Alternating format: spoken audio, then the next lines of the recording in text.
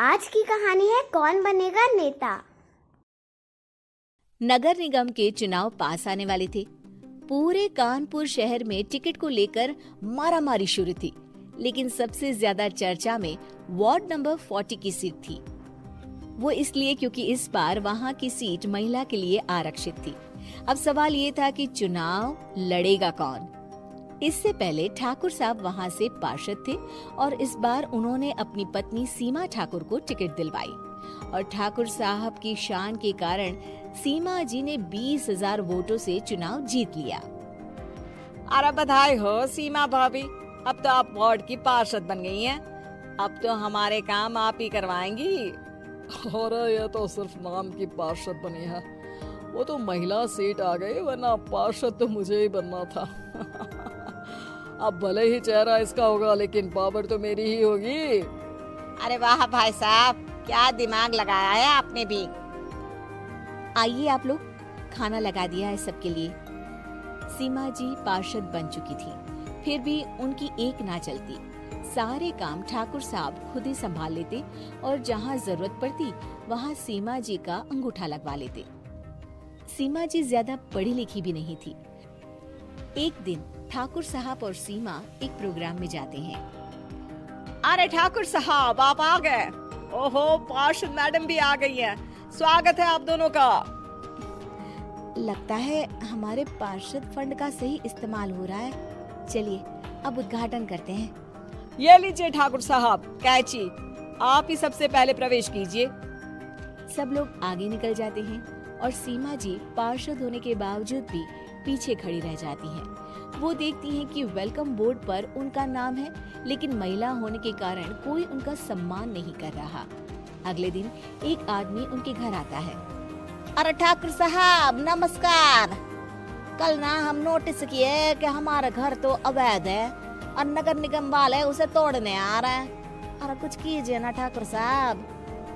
देखो भाई, मैं तो ज्यादा कुछ कर नहीं सकता, पर अगर तुम सबकी जेब गर्म कर दो तो कुछ हो सकता है। कुल मिलाकर 4 लाख लगेंगे। अरे 4 लाख ठाकुर साहब? अरे भाई, मैं अपने लिए नहीं मांग रहा हूँ। दरोगा है, इंजीनियर बाबू है, बड़े साहब है, सबको देना पड़ता है ना थोड़ा थोड़ा। बोलो है मंजूर? तभी वहाँ अचानक सीमा जी आ जाती हैं। अरे ये आप क्या कर रहे हैं? पहले इन्हीं लोगों से तो आपने वोट मांगे, अब इनसे ही पैसे ले रहे हो। अरे चुप रहो तुम, तुम्हारा काम है सिर्फ अंगूठा लगाना, तुम वही किया करो। मुझे दूसरे काम तुम मत सिखाओ, समझी? और तुम ना जाओ, अब पैसे लेकर आओ, वरना जेसीबी किसी भी वक्त आती होगी। सब कुछ ऐसे ही चलते रहता है। एक दिन सीमा जी और ठाकुर साहब को एक लोकल मीटिंग में बुलाया जाता है। वहाँ पर कई और अधिकारी लोग भी मौजूद रहते हैं। अब मैं चाहूंगा कि ठाकुर साहब हमारे बीच 2 शब्द कहें।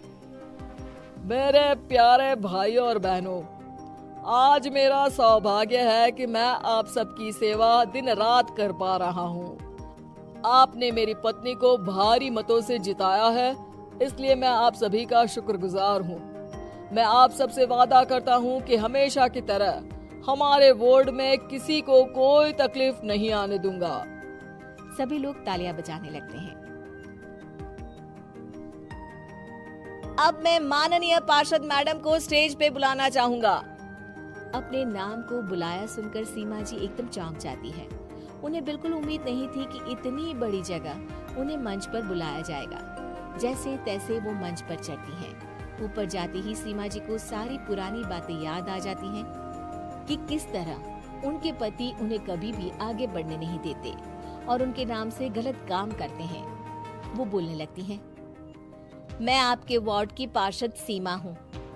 आप में से बहुत कम लोग ही मुझे जानते होंगे, क्योंकि इससे पहले मुझे कभी ऐसा मौका ही नहीं मिला। सारे मौके मेरे पार्षद पति यानी आपके ठाकुर साहब ही लेते रहे, लेकिन आज ये मौका मुझे मिला है तो मैं इसे ऐसे ही नहीं जाने दूंगी। मैं आपको ये बताना चाहती हूँ कि आपके ठाकुर साहब मेरे नाम की आड़ में गैर कानूनी काम करते हैं, जिस पर अंगूठों के निशान मेरे होते थे। इसीलिए मैं अपनी गलती मानती हूँ और आज अपने पद से इस्तीफा देती हूँ। ताकि आगे से कोई गलत काम ना हो पाए। अब फैसला आप सबके हाथ में है कि आप हमें क्या सजा देना चाहते हैं। सीमा जी की बातें सुनकर ठाकुर साहब के चेहरे का रंग उड़ जाता है और वो शर्म से मुंह नीचा करके वहां से चले जाते हैं और पद से इस्तीफा देकर ही सही सीमा जी अपने आप में आत्मविश्वास महसूस करती हैं। ऐसी और भी हिंदी कहानियों के लिए हमारे चैनल को लाइक, शेयर, सब्सक्राइब जरूर करें। धन्यवाद।